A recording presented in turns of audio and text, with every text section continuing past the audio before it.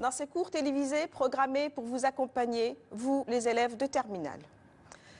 Comme vous savez, nous vivons une pandémie qu'on appelle aussi une épidémie planétaire et tous les pays, toutes les nations lancent des appels justement au peuple, aux habitants de se confiner pour éviter justement la contamination.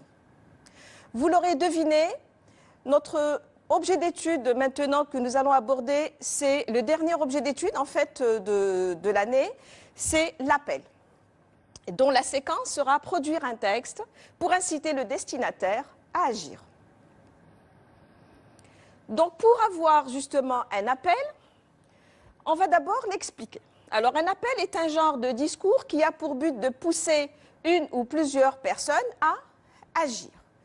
Mais pour avoir un appel, on a besoin d'un énonciateur qui pourrait être une ou plusieurs personnes. Cet énonciateur-là, qu'est-ce qu'il va faire? Il va lancer un appel à qui, justement, à un énonciataire, qu'on appelle aussi un destinataire. Pourquoi? En fait, pour le pousser à agir, à modifier une situation qui va être jugée, en fait, négative. Évidemment, l'énonciataire peut être aussi une ou plusieurs personnes. Maintenant, la séance d'aujourd'hui sera la compréhension de l'écrit et nous avons choisi justement un texte de votre support, un texte de votre manuel scolaire qui est à la page donc 132 pour certains. Il y a d'autres qui auront le livre à le texte qui sera à la page 137. J'espère que vous allez tous prendre vos livres et nous allons commencer. Alors, je commence par la lecture. Appel du directeur de l'UNESCO. Nous vivons une époque porteuse de graves incertitudes et d'immenses espoirs. Une époque où toutes les nations du monde se trouvent pour la première fois réunies dans un réseau de rapports réciproques. Désormais, leurs destins sont devenus interdépendants et les moyens techniques et scientifiques dont elles disposent pourraient leur permettre de résoudre la plupart de leurs problèmes les plus urgents. Mais il faudrait pour cela qu'elles unissent leurs volontés et conjuguent leurs efforts dans la perspective d'un avenir commun. Il faudrait en d'autres termes que l'humanité puisse passer de l'interdépendance à la solidarité. La pratique de la solidarité exige de chacun de nous une disponibilité permanente à l'autre, celui qui, si loin qu'il soit, demeure toujours et doit demeurer notre prochain. Or, la solidarité ne se décrète pas, elle se vit. Une des tâches de l'UNESCO est de la rendre présente et efficace, car seule la solidarité peut tisser un réseau d'amitié capable de relier les uns aux autres à travers cités, pays et continents, les peuples et les personnes. J'appelle donc aujourd'hui chacun d'entre vous à participer à une campagne de solidarité dans le cadre du courrier de l'UNESCO. Vous qui êtes lecteur du courrier de l'UNESCO, pensez à un autre, à cet inconnu, votre frère, qui du fait de ses conditions d'existence se sent souvent étranger à vous et auquel le courrier de l'UNESCO peut faire découvrir tout ce qui vous rapproche et vous unit. Offrez-lui un abonnement et contribuez ainsi à l'effort que l'UNESCO entreprend pour la paix et l'amitié entre les hommes. Alors, nous pourrons faire, grâce à vous, du courrier de l'UNESCO, le courrier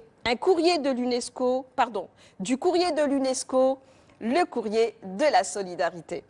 Amadou Matar Mbao, courrier de l'UNESCO, février 1984. J'espère que vous avez suivi avec moi cette lecture, en fait, pour que vous puissiez prendre connaissance. Maintenant, nous allons passer à la compréhension. Alors, ce texte-là, on va le diviser en 3 parties. Il va être donc composé de 3 parties. La première partie qu'on va voir d'abord, c'est la partie expositive. On l'a limité donc à nous vivons, c'est-à-dire le début du paragraphe, du texte, jusqu'aux problèmes les plus urgents, c'est-à-dire on va prendre que le premier paragraphe. À partir de là, donc, vous avez votre premier paragraphe. L'auteur, qu'est-ce qu'il va faire? Il va d'abord commencer par donner un constat négatif, c'est-à-dire il va donner quelle est la situation qui existe dans cette époque-là. Donc, il va donner une situation qui est contradictoire, que vivent les nations. Quelle est cette contradiction, justement? C'est qu'il y a des incertitudes et en même temps, il y a aussi d'immenses espoirs. Justement, l'auteur va insister dans cette partie-là sur le côté positif de l'espoir. D'accord? Pour quelles raisons? Eh bien, pour deux raisons. Lesquelles? D'abord, pour montrer que les nations sont devenues interdépendantes, qu'elles ont des intérêts communs, des échanges d'intérêts, et aussi qu'elles ont des moyens, justement, qu'ils soient scientifiques ou techniques. De plus, il va insister sur l'espoir afin d'aboutir à un changement possible. C'est-à-dire, là, il va viser le changement. Donc ici, l'auteur va utiliser justement des moyens linguistiques. Quels sont ces moyens linguistiques? Donc d'abord, il va utiliser un vocabulaire qui est péjoratif, c'est-à-dire ce que vous avez ici de graves incertitudes, ce sont des insuffisances, ce sont aussi des problèmes. Il y a une urgence, il y a un malaise dans cette époque. Les nations vivent des problèmes. Et aussi, nous avons un vocabulaire qui est mélioratif, un vocabulaire qui a une connotation positive, tel que immense, donc espoir, on a dit donc réuni, rapport réciproque, les moyens techniques et scientifiques. Nous avons aussi le verbe résoudre. Lorsqu'on va résoudre, on va régler un problème. Donc ici, justement, ce vocabulaire, il va prendre un sens négatif, mais pourquoi? Puisqu'on est en train de dire qu'il s'agit d'une exposition, un constat négatif, alors que les expressions ou bien les termes sont positifs.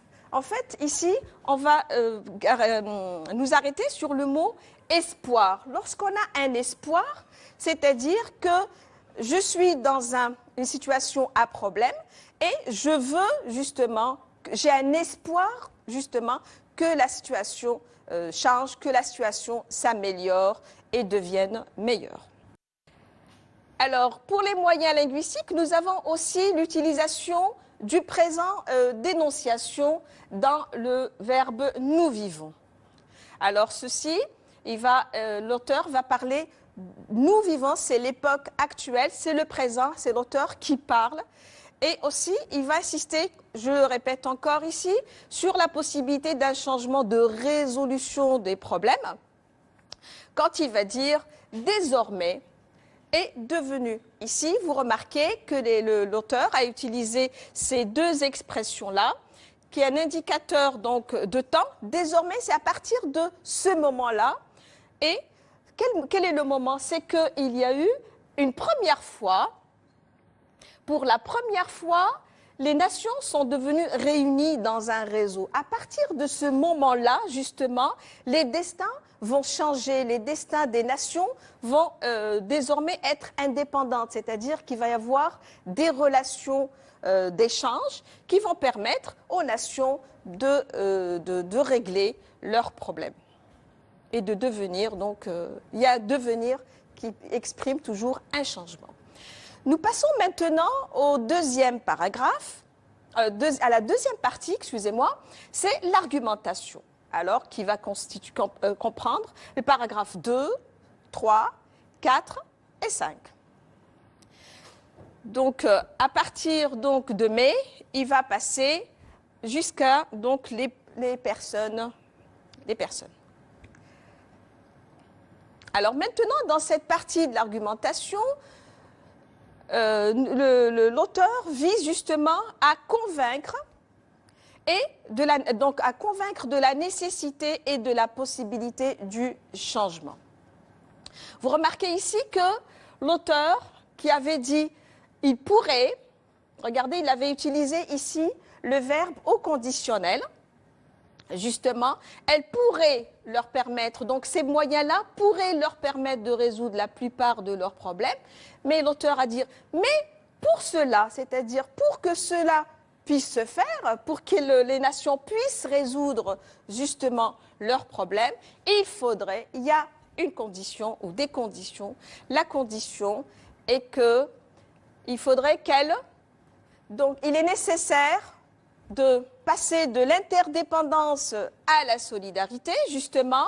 De plus, il faudrait qu'on soit disponible dans le temps et aussi dans l'espace. C'est-à-dire la solidarité va rapprocher les personnes et dans le temps, parce qu'il faudrait que cela devienne tous les jours, c'est une affaire du quotidien et non pas seulement lorsque ceci...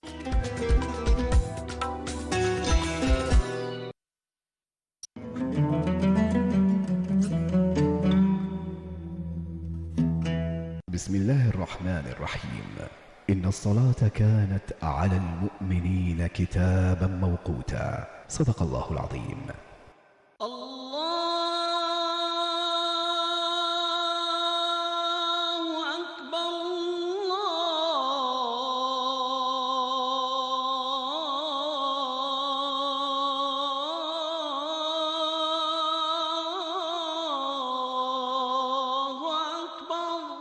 أشهد أن لا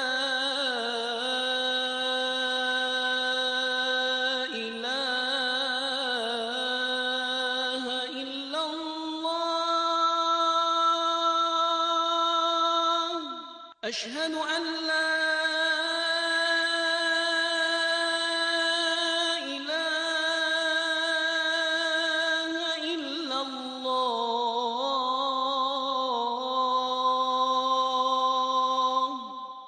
أشهد أن محمدًا رسول الله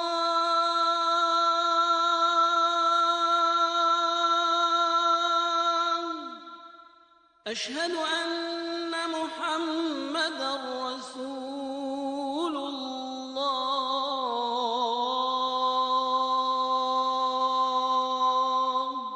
حي على الصلاة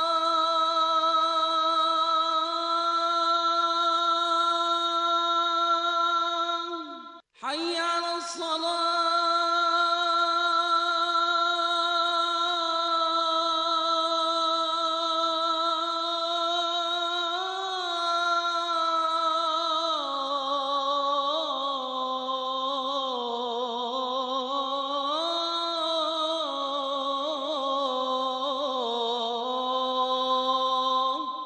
حي على الفلاح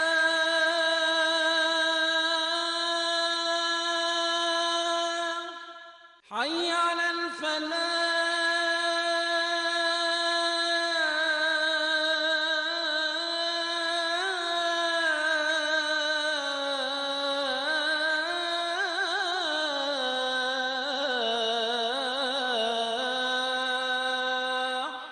الله أكبر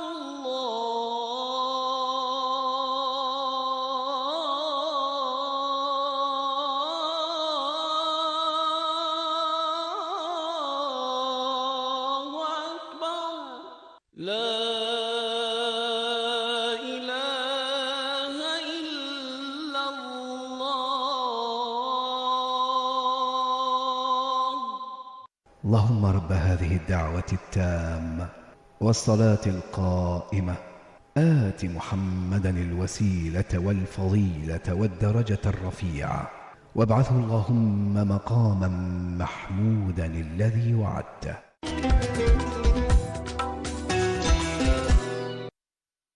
Ceci est décrété qui veut dire justement une décision prise par une autorité où il faut qu'il y ait une loi. La solidarité n'appelle pas de loi, au contraire, se vit au quotidien.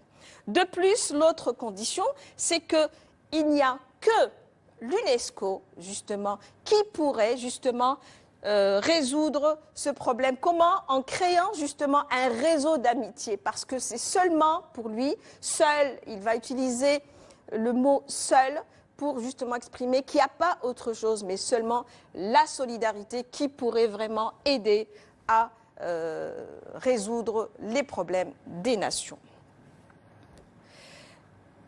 Nous allons voir maintenant justement les moyens linguistiques utilisés. Donc, il va utiliser des verbes de modalité. Les verbes de modalité qu'on va voir sont les verbes falloir, le verbe devoir et le verbe pouvoir.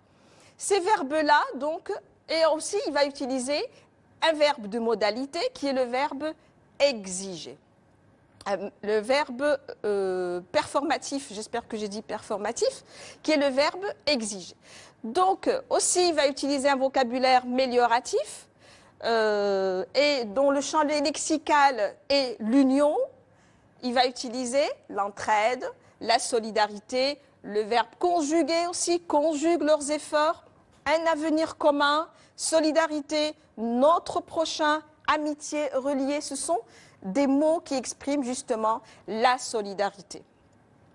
Alors, nous remarquons aussi que l'auteur ici a utilisé l'énonciataire quand il va dire justement, il va parler du nous, il va s'adresser à l'énonciataire, vous et moi. Donc ici, il va utiliser aussi l'implication de l'énonciataire, c'est-à-dire avant, il parlait des nations en général, mais maintenant, c'est nous, c'est une affaire de l'humanité, de tous les hommes de la Terre. Maintenant, nous passons à la troisième partie et la dernière d'un texte exhortatif, c'est l'injonction, c'est-à-dire l'appel, qui commencera donc du 6e paragraphe jusqu'au 9e paragraphe. Alors, ce type de discours, donc, on l'appellera donc l'injonction, l'intention communicative ou la visée communicative, c'est-à-dire qu'est-ce qu'il veut l'auteur dans cette partie-là. Pourquoi est-elle si importante? Parce c'est ici que l'auteur va inciter justement les lecteurs ou le destinataire à entreprendre une action, à réagir à ce qu'il va dire en fait, ce qu'il va donner comme appel. Ici, il va, dans son appel, justement, l'action qui est attendue, c'est d'offrir un abonnement. L'auteur veut que les lecteurs offrent un abonnement. À qui, justement? Eh bien, aux personnes qui n'ont pas de moyens, les personnes dépourvues de moyens, qui ont des conditions d'existence très faibles. Donc, ici, le but à atteindre, justement, ici, c'est de pouvoir... et donné donc ici, vous remarquez, est donné sous forme de conséquences quasi logiques de l'action attendue. Vous allez voir ici, la conséquence est exprimée par alors, nous pourrons, dans le futur, nous allons pouvoir faire quelque chose. Nous allons donc pouvoir, grâce à vous, c'est-à-dire ici, ce sera avec votre contribution, parce qu'ils vont contribuer, grâce à vos contributions, on va changer, faire du courrier de l'UNESCO un courrier, le courrier de la solidarité. Je rappelle que l'UNESCO veut dire, c'est l'Organisation des Nations Unies, de l'éducation, de la science et de la culture. Le E, éducation, S, science et le C, c'est de la culture. Nous passons maintenant aux moyens linguistiques utilisés dans cette partie exhortative. Nous avons l'emploi du je qui désigne justement une personnalité mondiale. C'est le directeur général de l'UNESCO. Un BAO, c'est le directeur général qui va se mouvoir, qui va commencer à partir de là, il va parler du je, il va maintenant se manifester et ensuite il va passer à nous. Vous voyez ici le changement, il va parler du je pour devenir justement un nous. De plus, il va utiliser le vous qui va désigner tout lecteur de ce texte-là et plus particulièrement les lecteurs du courrier de l'UNESCO, c'est-à-dire vous qui êtes lecteur, il précise, vous qui êtes lecteur du courrier de l'UNESCO. De plus, il va utiliser un verbe performatif, appeler. J'appelle, quand Dieu dit j'appelle, déjà dans le verbe, dans le verbe en lui-même, quand je dis appel, j'exprime l'action en elle-même. Lorsque je dis j'ordonne, l'ordre est donné déjà dans le verbe lui-même. C'est pour cela qu'on l'appelle un verbe performatif. Donc, nous avons ici l'emploi également d'un autre moyen linguistique qui a été utilisé, c'est l'emploi de l'impératif pour les actions attendues, injonction directe permise du fait du statut du destinateur et de l'urgence de la situation. C'est comme il est lui quand même un représentant de l'UNESCO, c'est le directeur général, il va avoir quand même cette notoriété de s'adresser aux lecteurs et en les interpellant, etc. Bien, nous passons maintenant à la synthèse. On va synthétiser par un travail donc un tableau de récapitulation. Alors, nous avons un constat. Le constat, c'est que les nations espèrent pouvoir résoudre leurs problèmes. Pour cela, il va argumenter, il va dire que ceci n'est possible que grâce à la solidarité. Mais la solidarité doit remplacer l'interdépendance. La solidarité aussi doit se vivre au quotidien, doit rapprocher ceux qui sont loin et elle est la seule justement à pouvoir créer un réseau d'amitié. Et dans la dernière partie qui est l'exhortation à la participation de tous les hommes à la campagne de solidarité. Avec ce cours donc de compréhension de l'écrit, j'espère que vous avez compris le texte. Nous verrons la séance prochaine. Merci.